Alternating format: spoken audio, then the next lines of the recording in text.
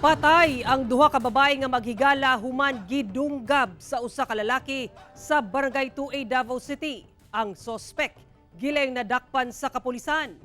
Ani report ni Jandy Esteban.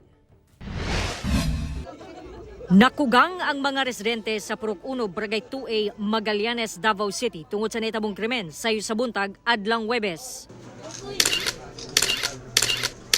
Nakaplagang patay ang duha ka babae niining gamayng lawak kung asa sila nagrenta.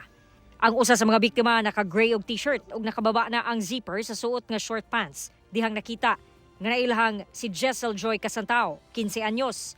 Samtang ang nakayelo og short pants ug wa nay sinina pang ibabaw, giilang si Cora Oral Ansagit, 20 anyos.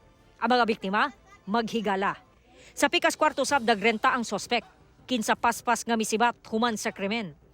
Na-recover sa scene of the crime operatives ang mga gamit sa crime scene nga pwedeng makatabang sa pagsulbad sa krimen. Lakip na ang mga gamit sa mga biktima. Apan wala makita sa nahitabuan ang gigamit sa pagdunggab sa duha.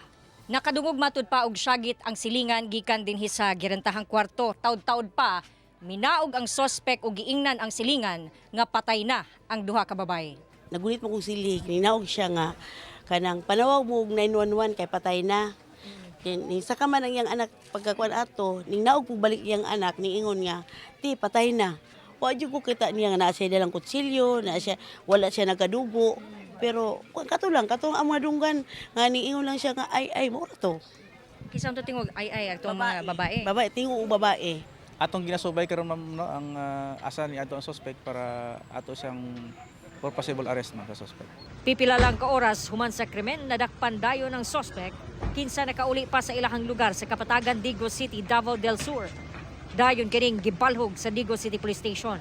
Sumala sa sospek tungod sa tumang kalagot nahimo niya ang krimen kay dili daw magpabadlong ang mga biktima. Tungod sa kasaba, nakainom po daw siya dihang gihimo ang krimen.